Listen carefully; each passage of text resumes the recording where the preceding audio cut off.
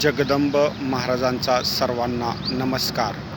देव अंगात येणे म्हणजे काय? मी गेल्या 7 वर्षापासून आदिमाया शक्ती भवानी मातेची साधना आराधना करत आहे.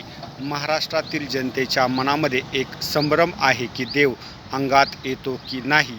तर माझ्या आध्यात्मिक ज्ञानाच्या आधारे देव अंगात येतो आणि ही गोष्ट मी सिद्ध करून दाखवायला तयार आहे. तुम्हाला जर एखाद्या गोष्टीची सत्यता तपासायची असेल तर त्याचं अध्ययन तुम्हाला करावं लागतं.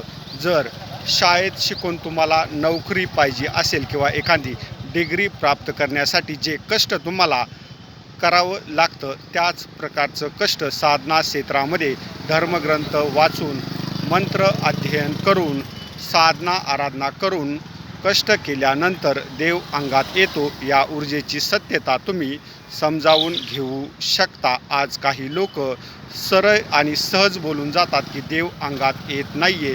ते लोक कधीही धर्मग्रंथ उघडत नाही आहेत, कधीही मंत्राचं वाचन पठण करत नाही आहेत. मी जे सत्य महाराष्ट्राला सांगणार आहे ते असं आहे.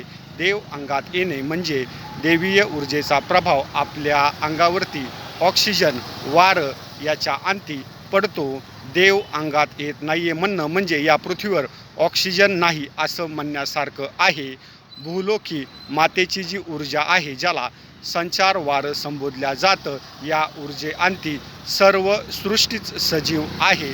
आपल्या शरीराला जो आवश्यक प्राणवायू आहे, ज्याला ऑक्सिजन वारं संबोधल्या जातं, याच ऊर्जेच्या अंती माता देवी भक्तांवर किंवा प्रत्येक देवी भक्तांवर किंवा साधना आराधना करणाऱ्या व्यक्तीच्या अंगावर आपल्या ऊर्जेचा प्रभाव टाकतात. हे अंतिम सत्य आहे. मी देव अंगात येतो हे सिद्ध करायला तयार आहे. पण माझी एक अट आहे, ज्या व्यक्तीला ही सत्यता पाहायची आहे त्यांना धर्मग्रंथ वाचावे लागतील, वर्षानुवर्ष साधना आराधना करावी लागतील, देवी देवतांचे मंत्र उच्चारावे लागतील.